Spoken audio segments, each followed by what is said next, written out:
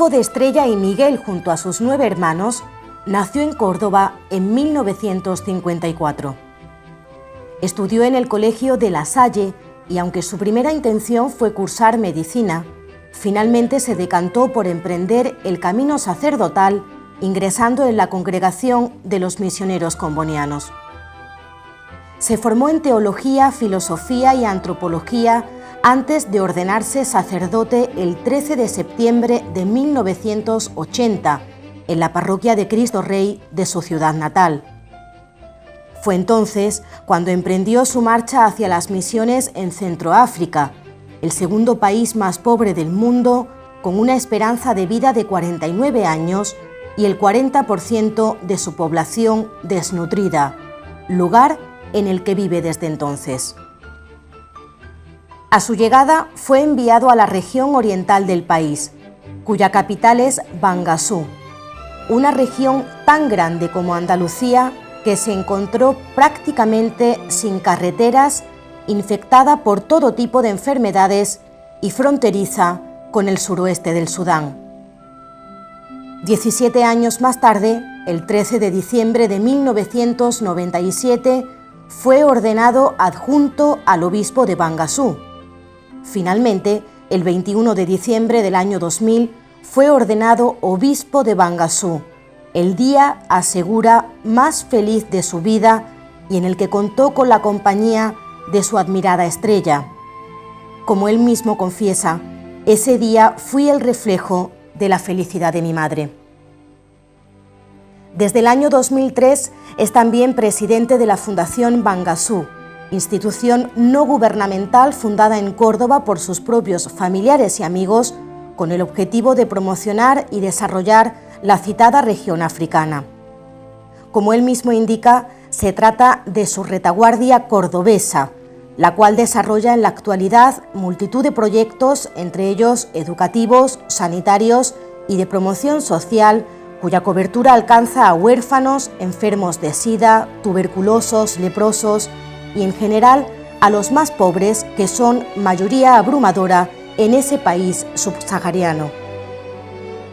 Ha tenido que hacer de escudo humano para proteger a los más de 2.000 musulmanes que estaban frente a la mezquita y que iban a ser asesinados por un grupo de criminales, viendo peligrar su vida en esta y en incontables ocasiones. En sus visitas periódicas a Córdoba, siempre aprovecha para contar sus múltiples vivencias en una tierra azotada por la miseria, las enfermedades y las guerras de países vecinos que provocan riadas de desplazados. Y asegura que solo quiere ser recordado por generaciones futuras como un misionero de África. Conocido y querido por la población de la zona donde habita, también ha logrado ser profeta en su tierra, donde le otorgaron en 2007 el premio Cordobés del Año. Ha tenido la oportunidad de compartir mesa y mantel con el mismísimo Papa Francisco, quien visitó y durmió en Centroáfrica para conocer de primera mano la realidad que allí existe. Además, es autor del libro Solo soy la voz de mi pueblo, donde explica su misión y en el que podemos leer de su puño y letra: mirando mi pasado, solo puedo decir como el poeta, confieso que he vivido. Han sido muchas las experiencias que se acumulan en mi memoria desde aquel 1980 en que llegué a África por primera vez. Si dejo rienda suelta al disco duro de mi cerebro, me descarga las más bellas. Pero yo sé que las otras, las que escuecen, las que apestan a humanidad corrompida, a sangre derramada, a la miseria de los que no son de nadie, también están ahí, formando parte del puzzle de mi vida. Señor, tú me has acompañado siempre, como telón de fondo de mi vida, de esa vida que he vivido con profundidad, gastada por los demás, feliz de haberla dado. Solo te repito lo de siempre: aunque camine por valles oscuros, no temo, porque tú vas conmigo. La certeza de tu presencia me consuela. Hoy, entre nosotros, Monseñor Juan José Aguirre, obispo de Bangassou.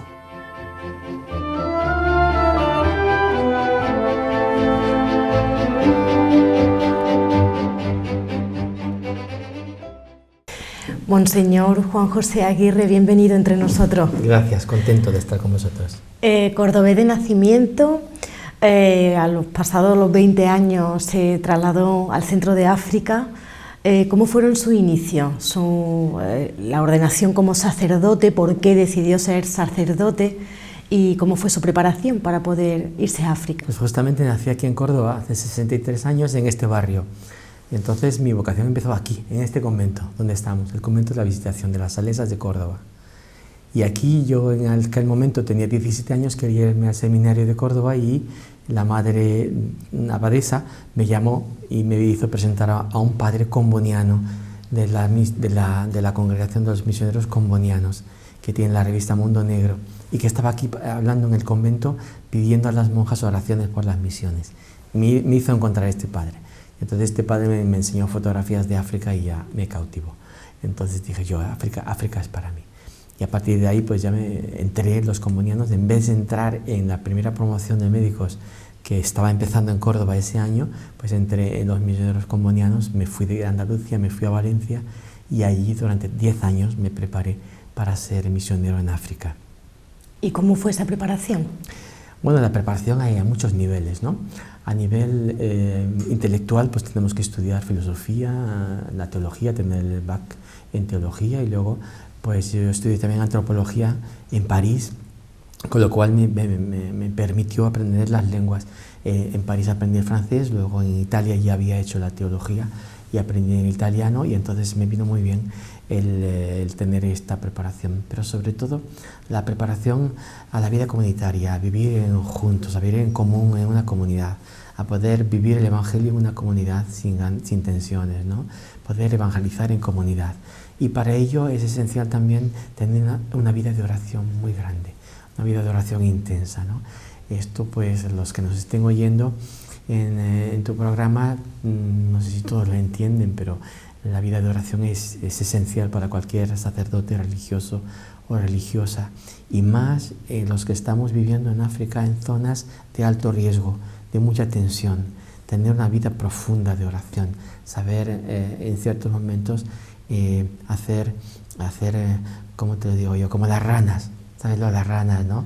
Bueno, o los sapos, si te gustan más, ¿no? Son animales que están en la agitación de la superficie, cazando o luchando por no ser cazados, ¿no? Y de pronto, pum, pegan el salto y se van a la profundidad, y allí cargan las pilas. Entonces, cuando ya han cargado las pilas, suben y vuelven otra vez a las turbulencias del exterior, ¿no? Eso es lo que nos pasa a nosotros. Hemos aprendido desde cuando éramos jóvenes a cargar las pilas en el Señor. Entonces, sin este movimiento de ida y vuelta hacia el Señor y cargar allí con la fuerza de Dios, que nos dé el ánimo y la fuerza suficiente, pues no aguantaríamos nada en la zona donde estamos. Tenemos que aguantar, no por el hecho de aguantar, sino por estar con la gente, porque estamos allí viviendo con la gente, con los más pobres, sobre todo en África. Y claro, los más pobres necesitan lo mejor de nosotros mismos. Con apenas 27 años llega a África. Una cosa son las fotografías y otra es la realidad cuando Sí. uno se encuentra allí. ¿Cuáles fueron sus primeros sentimientos, sensaciones? ¿Cómo consiguió adaptarse a vivir ya todos los días en África? Sí. Bueno, hace falta siempre un bautismo, ¿no? Un nuevo bautismo del Espíritu, ¿no? Como dice San Juan en su Evangelio, el bautismo del agua y el bautismo del Espíritu, ¿no?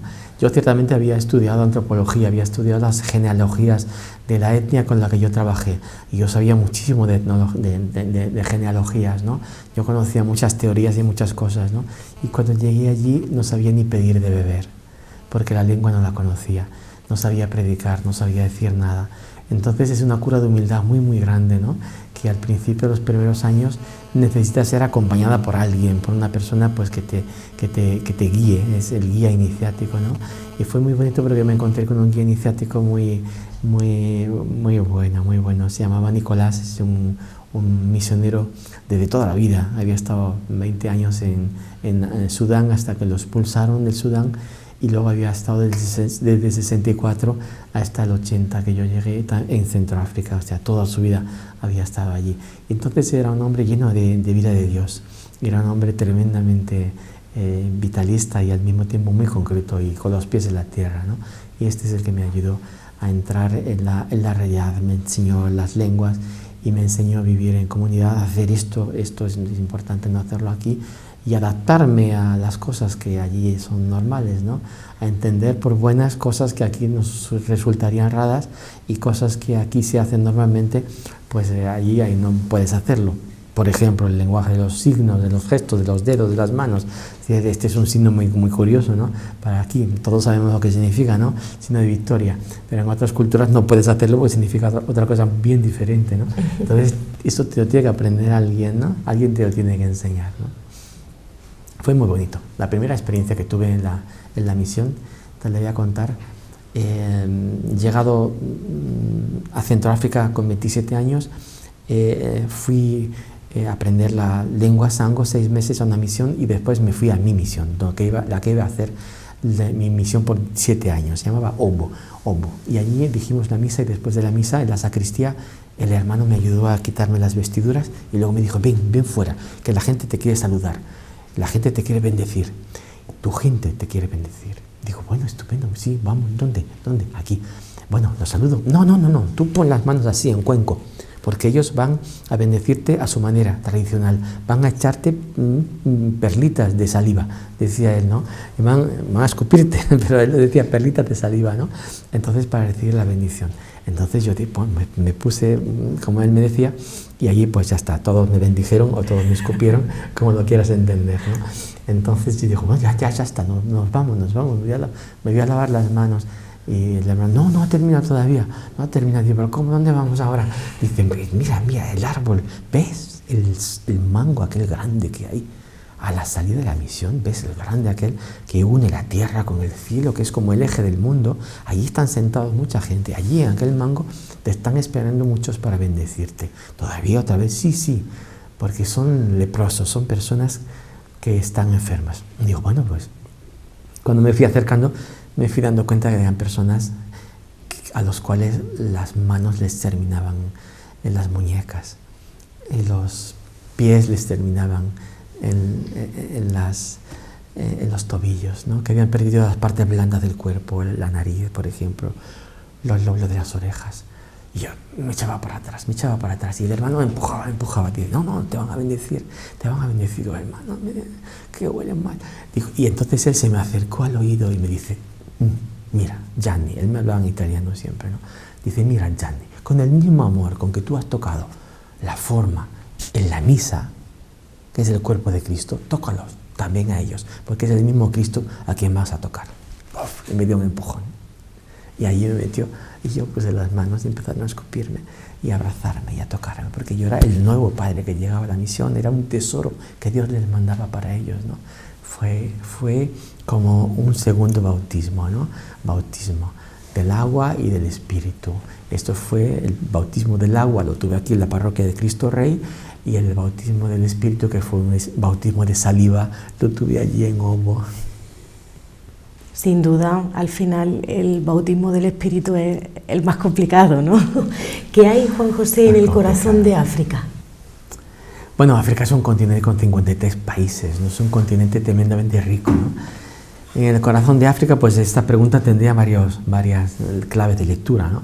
En el corazón de África hay muchos africanos, que serán la mayor parte, sobre todo jóvenes, dicen que hacia el 2050 será la población más grande del planeta, ¿no? Y sobrepasando incluso a Asia, ¿no? Es un continente con mucha riqueza, con mucha juventud, con mucho futuro. En el corazón de África también hay muchos minerales, muchísimos minerales. Hay una riqueza de minerales enorme y esto la hace muy apetecible. Y entonces los depredadores de esta tierra van buscando el continente africano para quitarle todos sus minerales de la manera más barata. Y muchos lo hacen imponiendo guerras, haciendo guerras. Entonces en el corazón de África también hay este poder de los minerales que hace que África sea un continente con muchas guerras. África es un continente hoy con guerras, hoy te estoy hablando, hay guerras olvidadas, hay guerras que no aparecen en los medios de comunicación y entonces parece como que no existen, guerras invisibles, ¿no? Pero que matan muchísimo. Hay una guerra ahora mismo en Centroáfrica de baja intensidad que nos está haciendo vivir muchas tribulaciones. Hay guerra en el Congo, ciertas zonas. Hay una guerra en el Sudán que es terrible entre dos grupos étnicos, los Nuer y los Denka. Hay una guerra olvidada tremenda porque la está combatiendo Estados Unidos, da las armas y Arabia Saudita la pone en práctica, la guerra del Yemen. Nadie habla de la guerra del Yemen. Nadie habla, es una guerra que está produciendo una limpieza étnica horripilante en este país, allí en esta zona geográfica tan importante, ¿no? para el mundo, ¿no? En Oriente Medio. Y sin embargo, pues eso también es África, una riqueza de sus minerales. Y luego, pues el día en que el continente africano logre salir de la pobreza en que está, no obstante la riqueza de sus minerales, y sustancialmente porque ellos tienen los minerales, pero no tienen las maquinarias para extraerlos, ¿no? O para trabajarlos. Cuando África sea capaz de salir de la enorme corrupción que tiene, cuando sea capaz de gestionar sus propios recursos humanos y cuando sea capaz de vencer ciertas enfermedades como la malaria y el paludismo, África será el continente de la humanidad. Juan José, por centrar un poco a nuestros espectadores, la República Centroafricana tiene unos 622.000 kilómetros cuadrados, más de 4 millones de habitantes, el segundo país más pobre del mundo, un 40% de desnutrición, una esperanza de vida de 49 años, una tasa de mortalidad del 16%. Estos son algunos datos, pero la realidad, ¿cuál es en Bangassou, que es donde se encuentra actualmente? Bueno, si me preguntas la realidad actual, no la de hace 5 años. Yo he llegado a Centroáfrica hace 38 años y Centroáfrica estaba mejor de lo que está hoy, mejor. Y todo empezó hace 5 años cuando empezó a derrumbarse todo lo que habíamos construido, incluso como misión, como misioneros, una misión que era muy floreciente. Hace 5 años con la llegada de un grupo radical islámico llamado los Seleka, de mercenarios del Chad y del Sudán, pagados por los petrodólares, que venían a través del Chad e invadieron Centroáfrica de una manera brutal. Entonces, eso fue el comienzo de la guerra civil en donde estamos en este momento, ¿no? Hoy Centroáfrica es un país en donde la gente tiene miedo, porque prácticamente todo el país está ahora bajo la guerra. Todo el país está amenazado con la llegada de estos grupos radicales que nos han pisoteado. Hoy día pues veo menos alegría en las caras de los niños de la que veía yo antes. Hoy día pues veo más pobreza. Los índices que acabas de dar tú hoy día están más bajos todavía. Más bajos porque Centroáfrica se ha empobrecido. Es un país tremendamente empobrecido, ¿no? Hay zonas enteras crucificadas, zonas enteras donde se ha realizado un genocidio. Hay ahora mismo una lucha enorme en todo el país entre musulmanes y no musulmanes. Y esto ha roto completamente el país, lo ha despedazado. Es como un vaso que se haya caído al suelo y se haya roto en 1000 pedazos, ¿no? Por todos sitios vemos una gran violencia. Allí en Bangassou ahora mismo hay una tensión muy grande, porque estamos en la misión católica. Está el pueblo de Bangassou con 35.000 habitantes, de los cuales pues unos 5.000 son musulmanes. El resto de los habitantes en el mes de mayo quisieron hacer un genocidio y degollar a los 5.000 musulmanes. Eran razones políticas, pero eran razones también sociales. Y llegó un momento, desgraciadamente, en que los que hacían de verdugos metieron a todos los musulmanes en una misma cacerola. Digo, no solo los que tenían armas y los que habían sido violentos, sino también a mujeres, niños, ancianos. Todo musulmán era factible de ser sacrificado. Entonces llegamos ya al paroxismo, llegamos ya al delirio. Entonces los musulmanes tuvimos que recogerlos. Fuimos de la misión católica, nos pusimos delante de la mezquita. No sé si sabréis que en aquellos 3 días sufrimos mucho tribulación porque tuvimos que estar delante de la mezquita con unos 300 francotiradores que estaban tirando contra la mezquita y nosotros con las manos abiertas y con la sotana diciendo no tiréis, que las mujeres y los niños no tienen culpa de nada, ¿no? Entonces a un cierto momento mataron a muchos, no logramos